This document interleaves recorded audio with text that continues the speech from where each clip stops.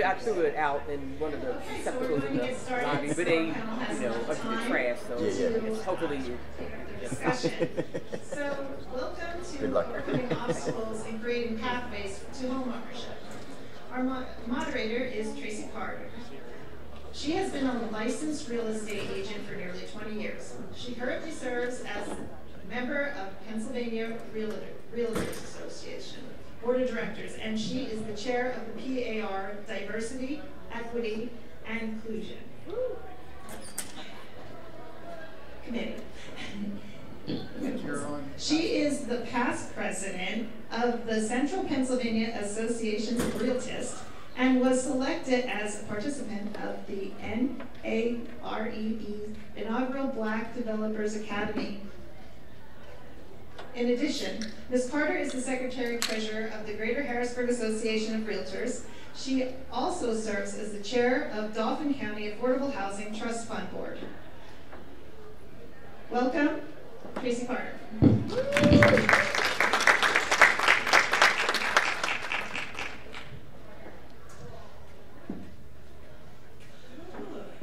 I am nervous, but I'm glad to be here. Thank you for inviting me. I'm glad to be here. I know Chad pretty well, and thanks for allowing me to participate in this. So this is a topic that's near and dear to my heart. Our title is Overcoming Obstacles and Creating Pathways to Homeownership. What we found is that there's different ways to market to different groups. And so our panel consists of Gloria Besley. Am I saying that right? Yes. Okay, good. I always get it wrong. Preston Moore, Rose Han Yan. It's Yuan, like Yuan, Yuan. Okay. Okay, Rose Yuan, Han Yuan. And Melissa Young. Gloria has been a member of the National Association of Real Estate Brokers, or NAREB, since 1977. It's through her efforts that the Pittsburgh Realtist professionals have emerged. Ms. Besley is a licensed real estate broker in 3 states, a licensed mortgage broker banker, a licensed public accountant, a HUD certified, a HUD certified housing counselor, and a licensed general contractor in the city of Pittsburgh. She's an alum of the University of Pittsburgh Graduate School of Business. She received an associate degree of real estate brokerage from Robert Morris University and is a graduate of Columbia State University. With a relentless commitment and dedication to the community, Ms. Besley has been a neighborhood servant for decades. She has facilitated housing counseling and credit preparation workshops and helped the community through private investment, sweat equity, and philanthropic endeavors since 1972. She's busy. Preston Moore is serving as the first Black president of the Pennsylvania Association of Realtors, a trade association that represents 39,000 real estate professionals throughout the state. Mr. Moore is a native of Pittsburgh. He has been a realtor for more than 20 years and works with Howard Hanna Real Estate Services. He's a past president of the Realtors Association of Metropolitan Pittsburgh, where he was also named Realtor of the Year. Last year, Mr. Moore chaired the National Association of Realtors Multicultural Real Estate Leadership Advisory Committee. He's a graduate of Purdue University and holds a master's degree from the University of Pittsburgh. Rose Han Yuan, right? Rose Han Yuan started her real estate career in Ohio in 1998, where she received.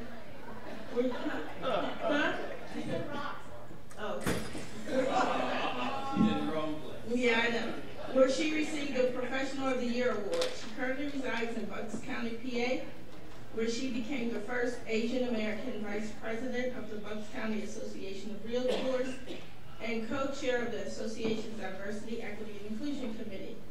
Ms. Yuan is active in the local, state, and national realtor associations and is a member of the 4 minority real estate associations. She's a member of the advisory board of the Asian American Chamber of Commerce, of Greater Philadelphia.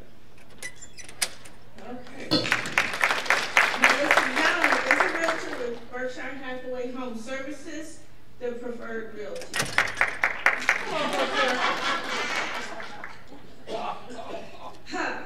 Ms. Young is the founding president of the Pittsburgh chapter of the LGBTQ+ Real Estate Alliance.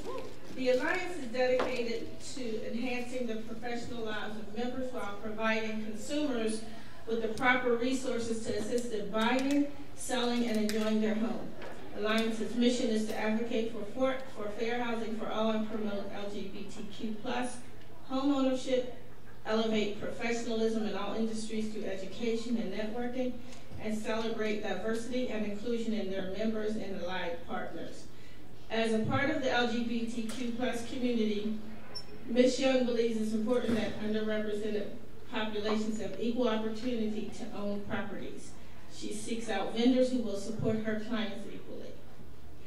All right. So we have a whole panel here. I have a list of questions. So we're going to rock and roll. My first question is directed to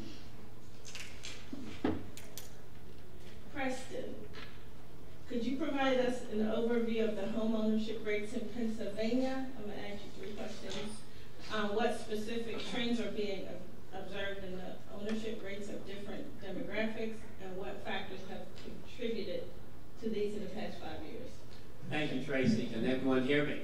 Yes. First of all, I want to welcome all of you to the city of Pittsburgh, the city of Bridges.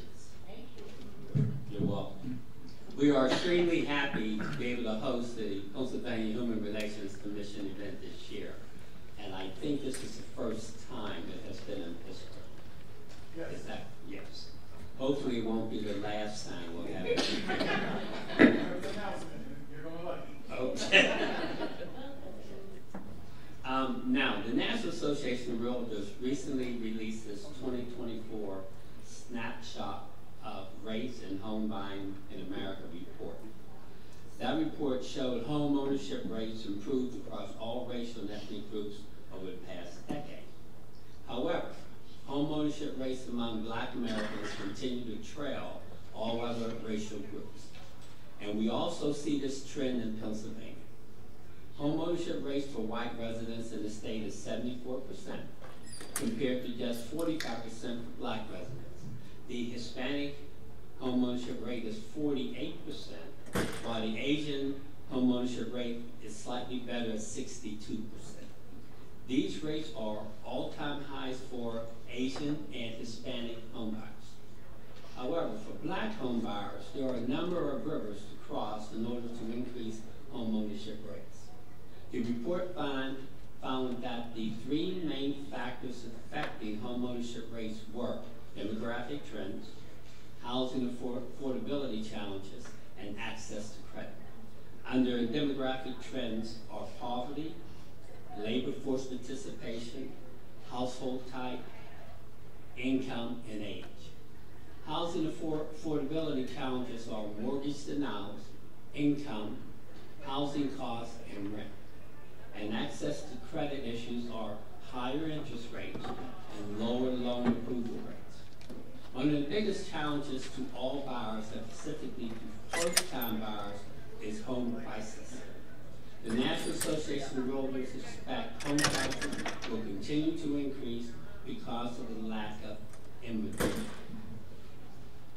Price in the capitalistic system is determined by supply and demand. Our supply is low, demand is high. The only way to balance the equation for prices low. In Pennsylvania, more people of color are currently reaching the median home buying age, including 50% of Asian households and nearly 13% of Hispanic households. But only 9% of Black households are reaching the median age, compared to 7.5% of white households. This report also outlined the share of homeowners who spend more than 30% of their income on housing.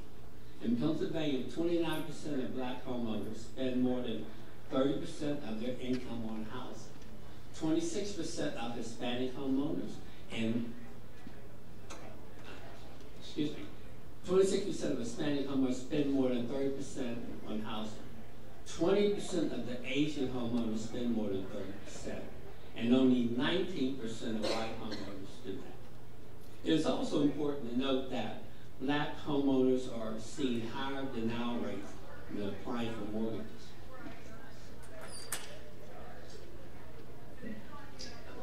In addition, NAR's research showed that black home buyers are more likely to have more college debt, and many are single buyers and have lower household incomes. Why is this important to recognize these disparities? Because research found in 2022, the median net worth of a typical white family is in the United States is about $284,000, more than 6 times greater than that of a black family, which stood at just $44,000. Homeownership helps increase the net worth of households as well. In 2022, the median net worth for a homeowner was $396,000 versus just $10,000 for renters. This lower net worth means reduced access to financial resources, limited opportunities for investment, and a diminished ability to weather economic downturns or unexpected expenses. It also perpetuates intergenerational wealth gaps, as families with higher net worth can provide more support and opportunities to their descendants. So we, you, me, realtors, the multicultural organizations, our legislators, and others can work together to help consumers of all backgrounds overcome these barriers and achieve the American dream of homeownership. Thank you. Okay, Rose, could you please tell us about the Asian Real Estate Association of America, when your chapter in Philadelphia started, and if there are any other chapters in Pennsylvania? Thank you, Tracy.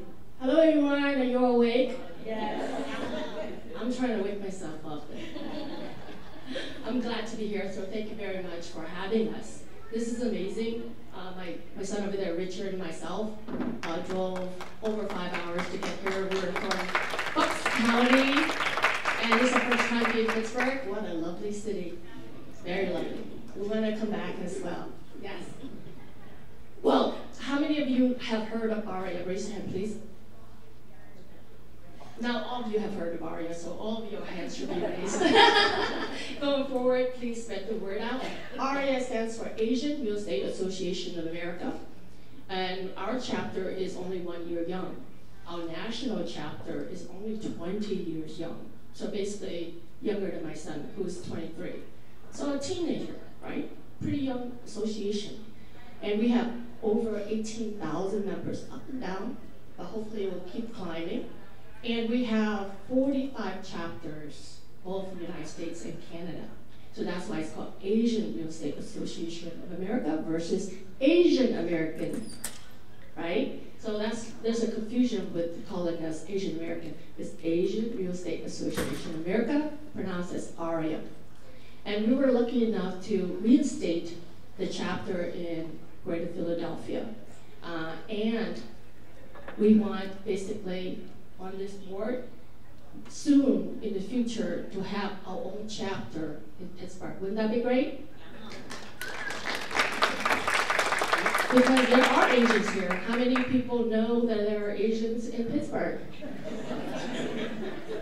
In this room, there's like a little handful, it's about 3% Asian. And those Asian people are also in the real estate business.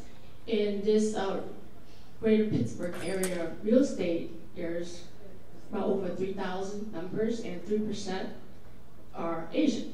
We want to reach out to them, right? They should be here, but they're not. So this is why we're here. We drove them here out of the engine, the passion of the people on this panel, as well as our organizers and the people here who attend this whole day conference. And this is why we're here.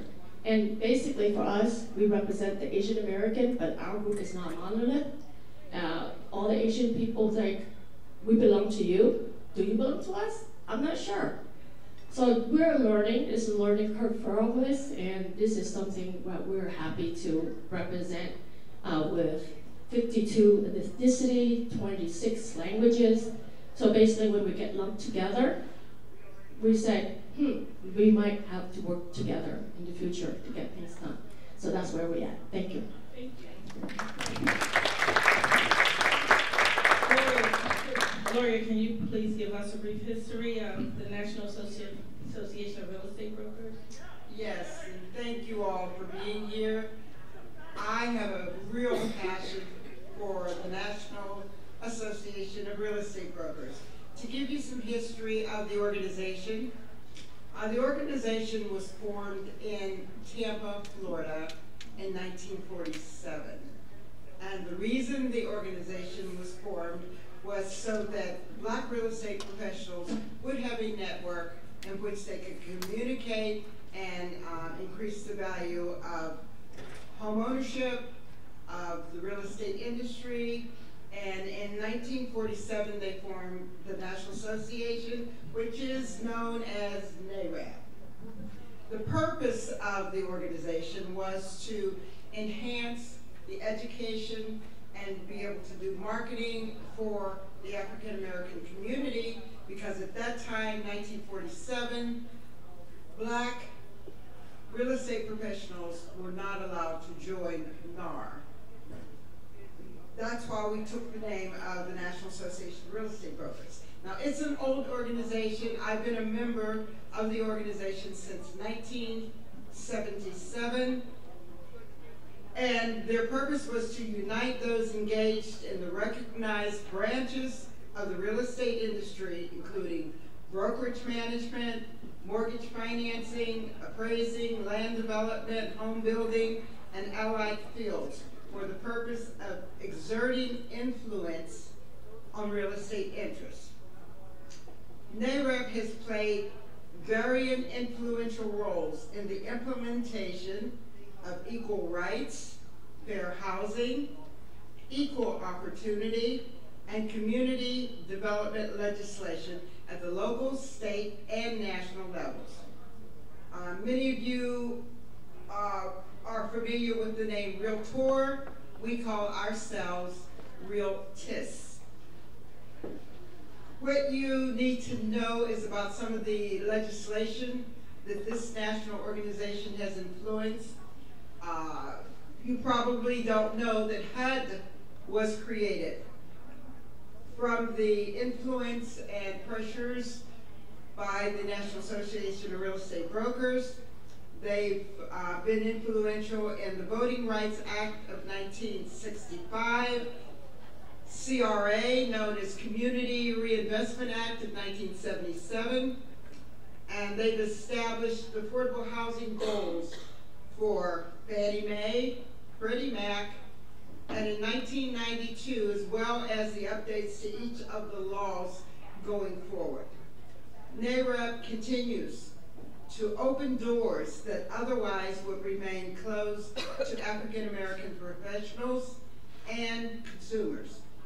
NAREB continuously strives to preserve and enhance its industry and community image.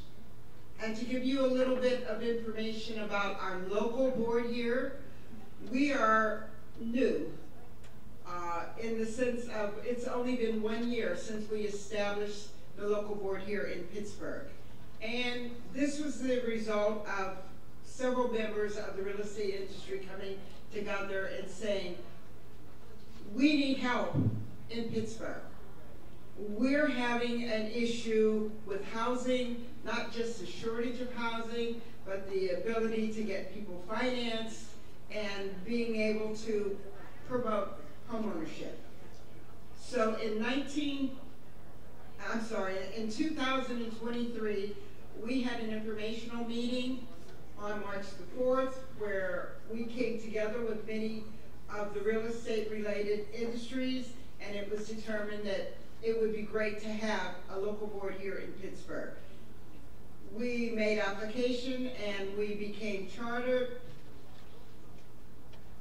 April the 17th, 2023, and we received our official charter at the National Convention August the 5th in 2023.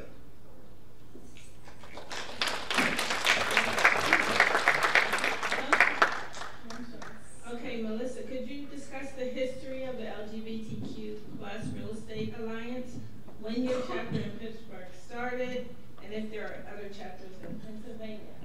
Oh, hi. Thank you. I'm Melissa Young. I'm the president of the Pittsburgh chapter of the LGBTQ+ Real Estate Alliance, and I want to say very quickly, I'm super honored to be on this panel, because Alliance is a big compared to the history that is sitting on this panel. So I just want to applaud everybody really quick. It's super nerdy to do, but I'm a total political geek, and to sit on this panel is pretty crazy. So Alliance was founded, nationally was founded in 2020, so that, yeah, 4 years old, everybody. Just 4 years old. We're one of the 4 trade organizations recognized by the National Association of Realtors, and Alliance's mission is to advocate, elevate, and celebrate, I'm going to look at my notes, advocate fair housing for all and promote LGBTQ+ homeownership, elevate professionalism within the industry through education and networking, and celebrate diversity and inclusion in our members and our allied partners. So the Pennsylvania chapter came about, there are about I believe it's over 4,000 members nationally. There aren't that many chapters. We are getting there, slow but sure. Like I said, again, just founded in 2020 in Minnesota because of the desperate need for our organization to help people in the LGBTQ+ homeownership and equality in homeownership. So the Pennsylvania chapter started, initially we were just the Pennsylvania chapter. I moved to Pennsylvania from a state that has a very robust Alliance chapter where I was used to working with that chapter. And so I came from Chicago, and I ran into a problem with some discrimination in Pittsburgh, and I was like, where's Alliance? I need help. Me, Melissa, needs help. And everyone's like, well, someone tried to start one. And I said, cool, give me the phone number, because I'm very much that person. And so I just basically called I called national, and I said, I need the number of every Pennsylvania member of Alliance. And I called everybody on the western side of the state, and I said, hi, we need 15 members to have a chapter officially in Pennsylvania, and then we can get to work in this state. And they were like, oh my God, let me tell you this story, Melissa, about what just happened to my clients. Let me tell you what's happening to me at my brokerage. Let me tell you what happened to me at my lending organization. And I was like, great, I'm happy to listen. Can you get 2 more members? And so in June of last year, 2023, 15 of us sat in a conference room, and we officially had a chapter. Woohoo!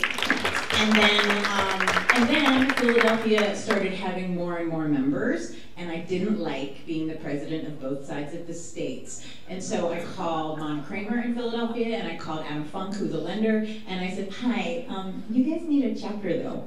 And they were like, we can't. And I said, no, you really can. You have enough members. And so they hit the phone, and now Jason is here today, and the Eastern Pennsylvania chapter of Alliance exists.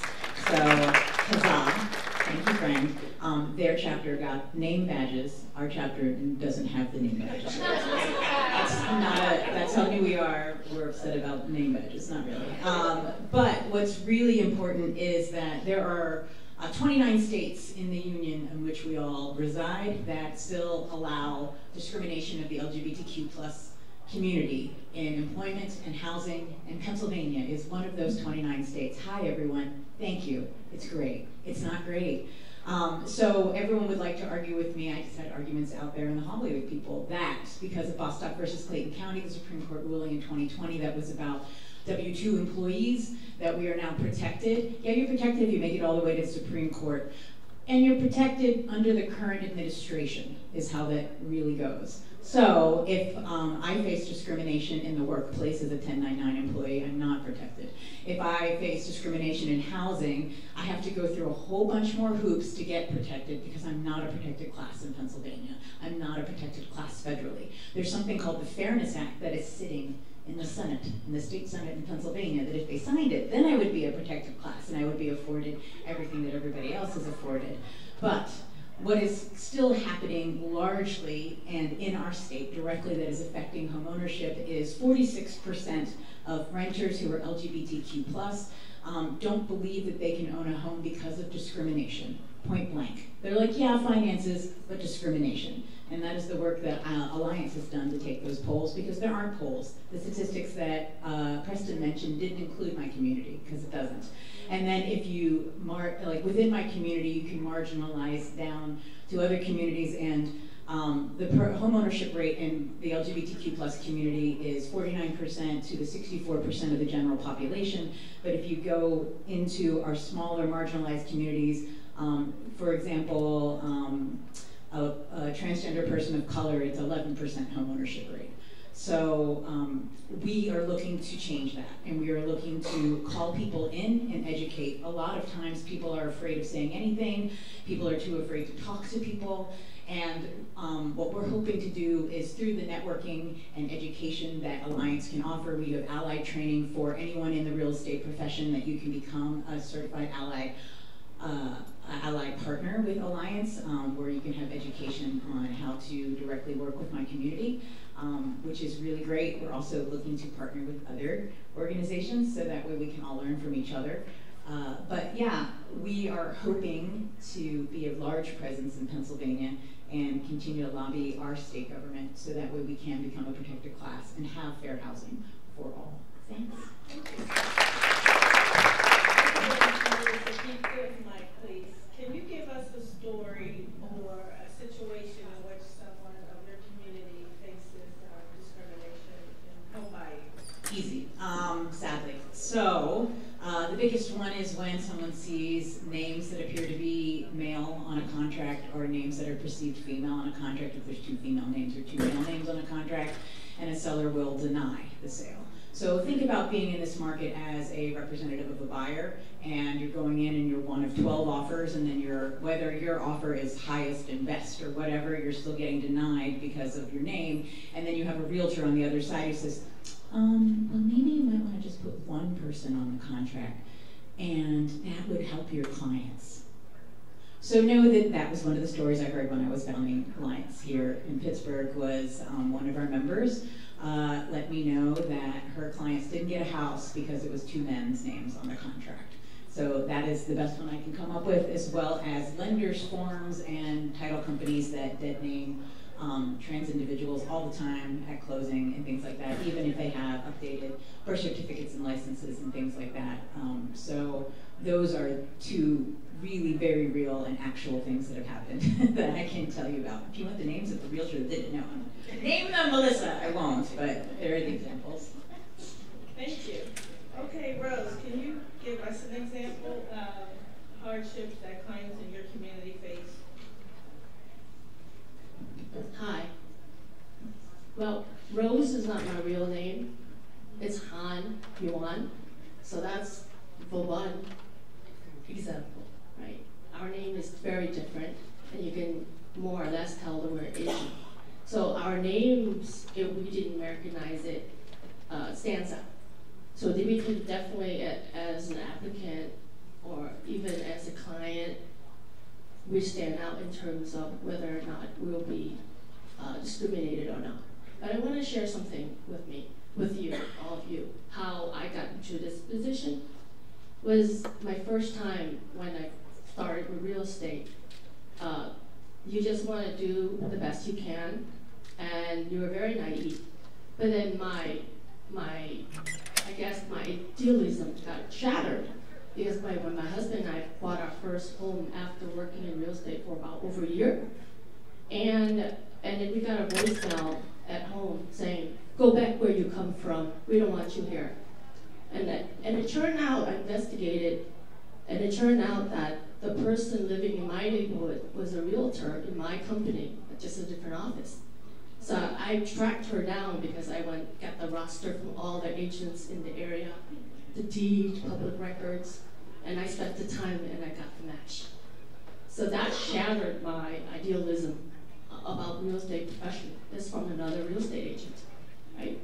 So that is firsthand how I experienced racism, discrimination, and hatred. She was made to call me and said, "Sorry about that, I had a bad day." And that was it, right? From my own company. So I felt very bitter. And not only that, I was very scared whenever I move to when I move over to Pennsylvania, the first thing you need to do, they tell us, is send out those postcards, right? Hey, I'm in the neighborhood. If you need anything, I was afraid to send those things out. So when you don't experience that kind of discrimination and hatred, it hits differently when you do feel that way. And when other people share their stories with me, I can sympathize. So that's why I want to share that story with you. Discrimination is something that you don't want to experience because it does shatter your safety net, and that you know that other people on the panel. That's why we work very hard to make sure there are avenues to report. I didn't know that she broke some rules, and that I could go and say, I need justice, but I didn't know it by then. Thank you. Thanks. Gloria, what obstacles do Black consumers face when trying to purchase a home? It's interesting because everyone thinks that all our obstacles are directly racial or discriminatory.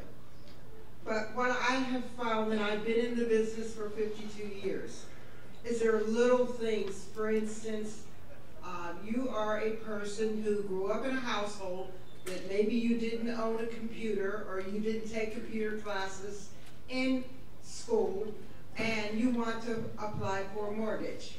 You go into a bank, a lending institution, and mainly banks, and they tell you someone will contact you.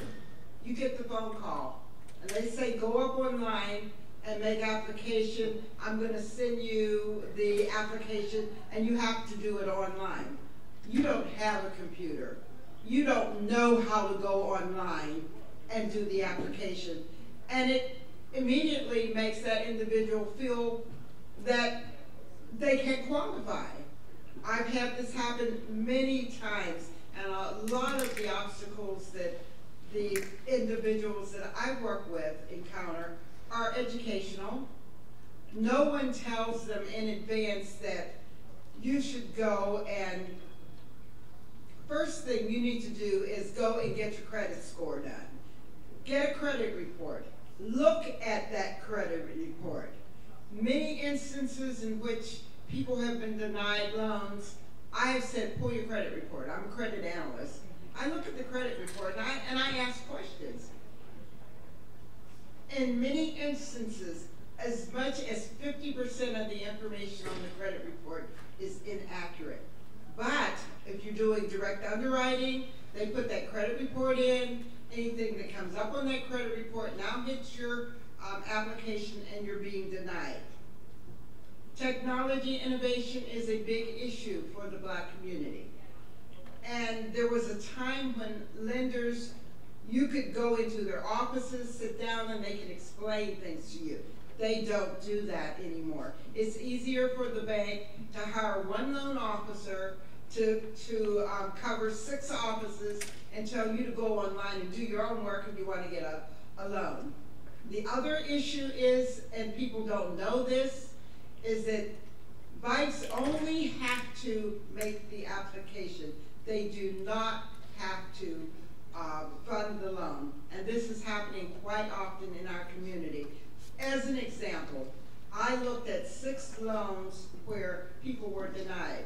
I took those same applicants, sat down with them, prepared their 1003s or their Form 65, and those are your universal standard applications.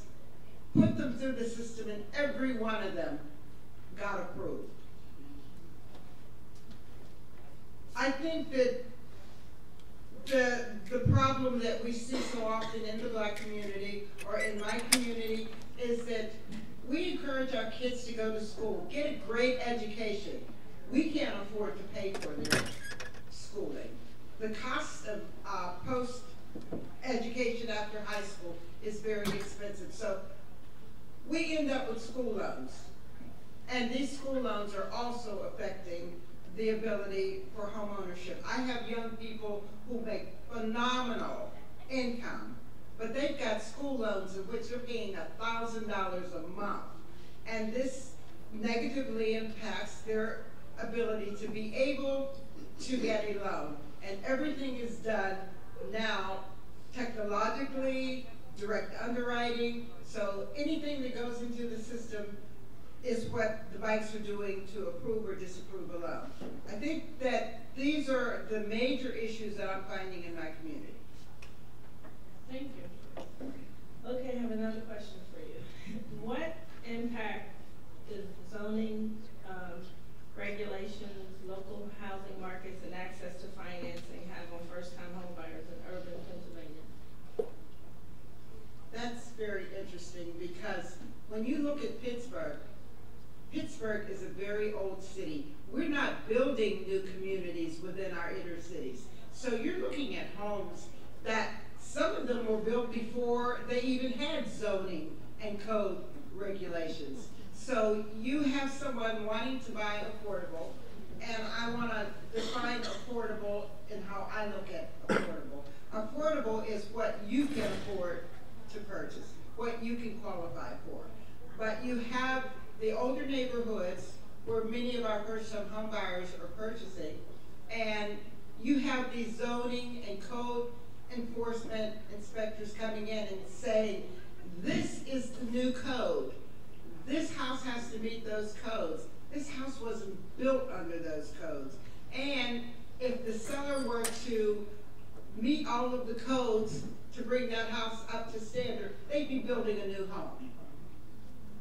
I think that there is something that should be looked at in the sense, this is my interpretation. If you're going to look at homes under the current code, there should be some options for bringing those properties into the current code, whether it be that the lenders allow for the renovations, because this isn't fair to ask the seller to sell the same house, the old house, as a new house and not increase what they're going to get out of it if they have to pay the money. Or if you are purchasing a home and it's not just a repair for safety purposes, then I feel that the lenders should have an option there if we've got to put an additional $5,000, $10,000, that the buyer, if the buyer wants to purchase that home because they are getting a more valuable home, that should be a part of the increased mortgage. Okay. Are you seeing the same thing in the Philadelphia market as well? Hi, again. I am Vietnamese, in case you didn't know, so I can speak on behalf of my community. Our group is so diverse that so many voices needs to be heard, but I can share with you what's going on with the Vietnamese community. So in the Vietnamese community is very, very strange. I'm from the suburbs, and most of the time I do not socialize with the Asian community until I joined ARIA, get involved with the Asian American Chamber of Commerce, and I realized I looked around. The Vietnamese population in Greater Philadelphia is around 17,000 people, and most of them on Philly Facebook group. They're there, but most of the time when they post, it's all in Vietnamese, and I'm pretty much illiterate in Vietnamese. I came here when I was 6, so I don't know how to read and write. I can speak very simply. And in that group, they post a lot of listings, renovated homes, places to rent, rooms to rent. But I don't know, are they regulated? So that's, whole families can go live in the basement. Are they up to code? I was first thinking, is this legal? What can I say? I'm an observer. And this is interesting because it's rise out of the lack of housing and affordability. The language that was taught to me to talk to my Asian clients is save up to get 20% down, right? Pay for the non-conforming loan with the no-doc loan. That was like way past. And that's how I lost all my business with the nail technician buyers. And now, because the affordability is so high that they cannot afford it, so they're renting mostly in homes. And the multi-generation homes that they own are all their adults in there, living there. So perhaps the higher rate of homeownership is skewed. because all of them, are you living, do you own a home? Yes, but they're all in one house, correct?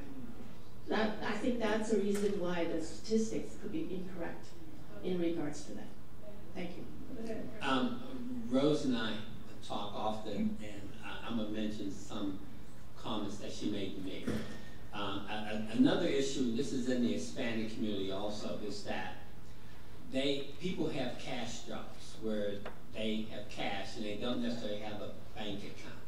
So the cash is not in the banking system, but the cash is sitting at home. That creates a problem whenever you're trying to come up with a down payment or this and that, because I tell people, if you bring cash to closing, I'm leaving the room. I mean, I don't want to be involved in that. But that's a problem. And the other thing is language, okay? Because at our state association, we are going to, we have guidelines to forms. And we're going to translate one of the guidelines in Spanish, because about 5% of the population in the state are Hispanic. Okay, the other groups, it creates a problem. Now, when someone only knows Vietnamese, and my neighbors are actually from Vietnam also, and their house is bigger than mine, so okay, that's letting you know. And so the teenage child who has gone to school here a number of years is the one that we have to rely on to do the translations. That's correct. I did translate for my parents as well. And now I have my son translating for me, because my English is not great either. So we are, I guess I am first generation. I wasn't born here, but otherwise you can hear my accent, correct? Sometimes when I'm frazzled, I forget to speak English. So that is correct. Over 80% of the AA, NHPI. Are you aware that we added NH? You know what that stands for? Asian American, Native Hawaiian. They don't want to be excluded. So it's Asian American, Native Hawaiian, Pacific Islander, so that we have another initials in there. Isn't that great? Yeah. To be inclusive. They want to be seen, they want to be heard, and Hawaii is great, right? So basically 80% of Asian AA and HPI do not speak English in their household, in the adults. So that's the reason why it's very difficult for us also to get the help or get the resources we need, because it's not coming from the government. It's not coming from the realtors. I can't translate for them. I try my best, but I really need a translator, or I need the mortgage agent, the title agent, the CPA, the accountant. Before, even utility, I had to translate. That was a pain in the butt. Now they have somebody to translate, get on the line, right? So I want all the people to be doing their jobs, and I don't have to be translating the mortgage documents for them. And I just said, I don't know, just believe me, sign it. What kind of service am I giving to them, right? Blind trust. That's not good. Okay. So that's what thank you so much, President Moore. Coming back to you, Melissa, have you seen the industry-wide inventory challenges and higher price homes affecting your communities? And what factors have influenced the availability of affordable housing in suburban and rural communities? Oh, wow. So I would say yes, obviously the lack of inventory is affecting all communities, but it is really affecting people in marginalized communities at an alarming rate, because they're already at a disadvantage, as whether it be a language barrier or whether your name not appear to match the gender that you appear in person, or all the other endless reasons. But yeah, because without a lack of inventory, like I said before, you are fighting for, you know, the one home that, so you're getting people who are renters and are afraid to even try because of discrimination. And then once you do get them approved for all the fabulous programs that are available in Pennsylvania for a loan, PHFA, as well as Next Door and Front Door, or Next Neighborhood Works and Front Door, and all the other programs that we have in Pennsylvania that can help people with down payment assistance as well as closing costs. wonderful, wonderful programs. Once you get everybody approved for all of those, then you have all of those on the sales contract, you know what I mean? So if you're not like a conventional loan and you're waiving this gap or waiving that gap, and you're having people who are trying to go from renting, going from gig economy jobs that have bags of cash at home because they are whatever it is they do for a living, whether it be a waiter or a barber. Who I have a client that's a barber and has bags of cash in his car and literally opened the trunk and said, "How am I going to buy a house?" I said, "Well, we're going to have to put stuff in a bank." And all of those, once you get through all of those hurdles, then you're going to this limited inventory, and you're one of 10 offers on a house, the only house that's under $100,000 that you can buy. You're one of a bazillion offers, and you're coming in going up against cash at $100,000. So not only, and like, where are these cash? Who are these people that have $100,000 just sitting in there? Who are they? Do you know? I don't know who they are. So they're not my clients. Congratulations to the realtors who have those clients. They're not mine. But my clients are the ones with all of the special loans with PHFA or FHA, and viewing all of the things, and we're jumping through all of the hoops and all of the hurdles that you've talked about, and then there's only one house available that's under $100,000. There's one house, and there's 17 people fighting for that $100,000 house, and one of them comes in with cash. Like, literally, that's it. And it's a way of educating sellers that, a guaranteed, how do we fight? That is the main thing I think that I'm coming up against. Once we take discrimination off the table, which we obviously cannot, otherwise we wouldn't be here today, I'm still fighting against these magical cash people that are coming in. Who are you? And they're showing up with all this cash, and my buyers who don't have those kinds of finances, who we've just jumped through all these hoops, they don't have a fighting chance for that $100,000 house. Thank you. Okay, this question is for all three of you. Does your, you too. Okay. Once you hear the question, you'll be like, oh. Okay. All right, good. Does your organization have initiatives or programs in place to assist in all those things you guys are talking about in the home buying process? Do they involve payment assistance, financial literacy workshops, or partnerships with other lenders? How does your organization benefit the consumer? I know that we benefit other, professionals, but how does your organization benefit the consumer? I just got the mic, so I guess I'm up first. Okay. The Pittsburgh Realtors Professionals, the local NARAB chapter, does have initiatives and programs in place to assist the home buying process. The National Association of Real Estate Brokers has always brought together real estate and affiliated service organizations and service providers. In the Pittsburgh market, in the Pittsburgh Realtors Professionals, we have real estate brokers, real estate agents, we have rental agents, we have title companies, we have lenders, we have insurance people, we have it all. So yes, we do have all of this in place, and we can provide all the services that you would need. The only thing we don't have is appraisers, and we're looking for some. So if you know some, send them over. But we can address all of these issues, and we do have the initiatives in place to handle that process.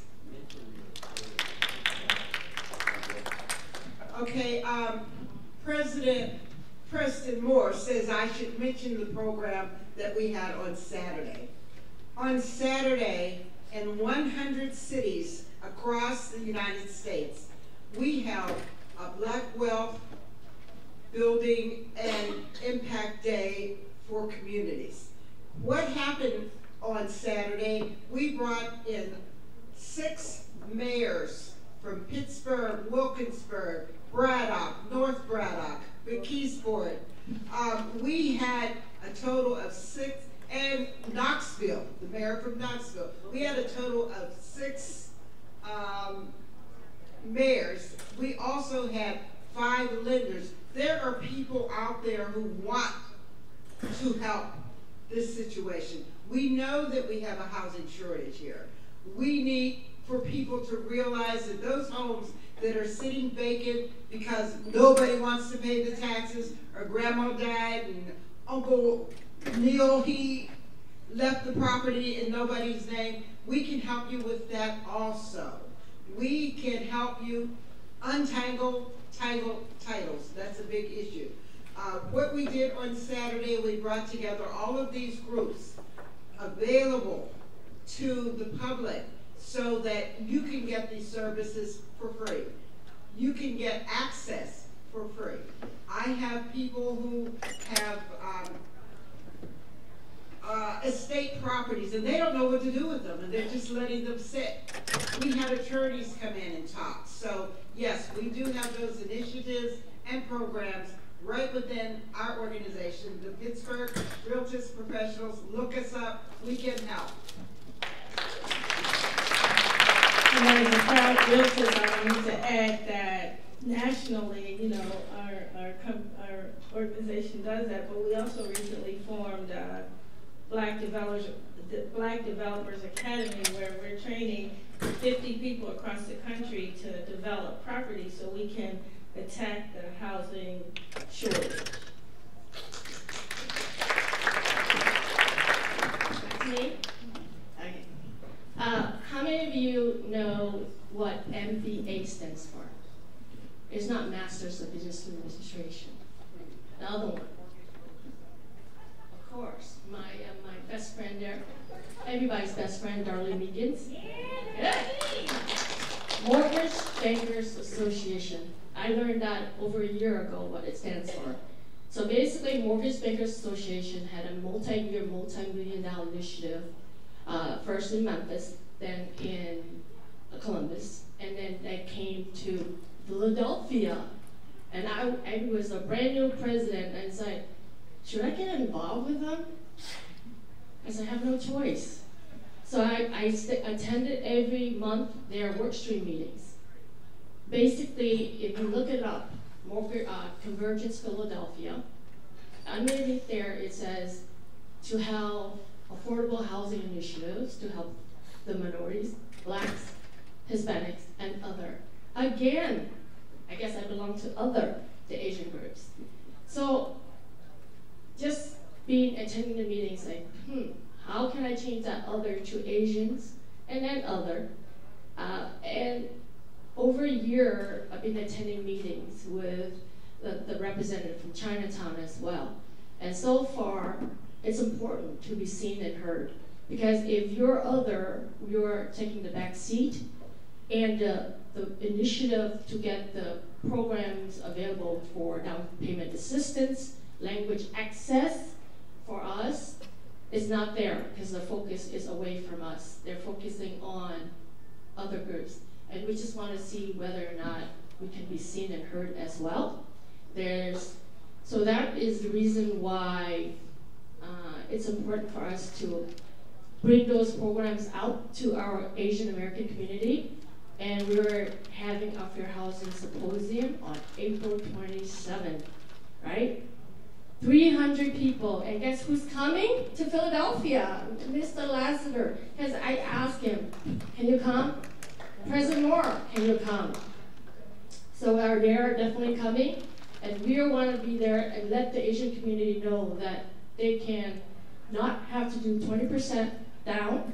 Pittsburgh Bank, I learned, if you have $1,000, you can get up to $20,000, and you can qualify. So they don't know about that. So we wanted to let everybody know about that as well, our groups to know that as well.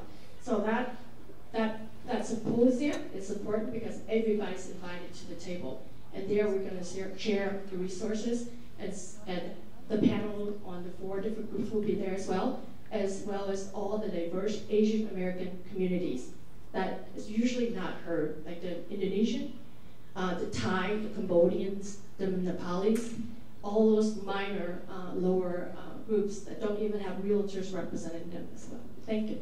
Thanks. I'll be really quick.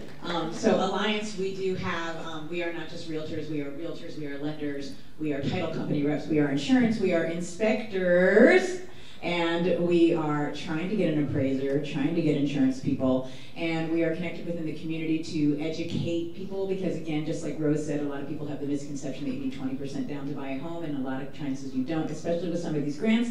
I had a client last year that bought a house all in $3,000. That's all he spent for a $155,000 house. Talk to me, yeah! But we need to educate the general public to make sure that they know that those options are available. So we are reaching out to community groups to make sure that, oh, sorry, I'm trying to talk fast because you're running out of time. But we are reaching out to community organizations to make sure that they know we exist so that we can host some community events to educate the community and make sure that they know that there are options available to them. And they have people that they can trust because 9 times out of 10, it doesn't really matter if you're like offering this stuff. If they don't feel safe with the people offering the information, they're not going to want to come or learn. So there. I just want to mention that you don't have to be in the LGBTQ community to join your association. You don't have to be Asian. You don't have to be African American.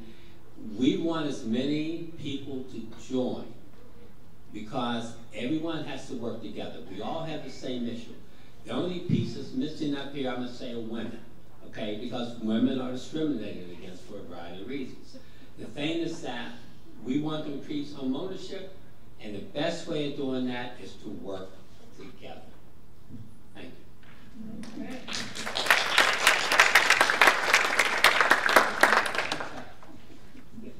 Okay. Okay. 1 minute. I think this is over at 2:45. It's 2:44. It's 2:44. We got 15 seconds. Do we have any questions? Any quick questions? Well, I just want to thank you guys for your participation, just for opening our eyes to see that, you know,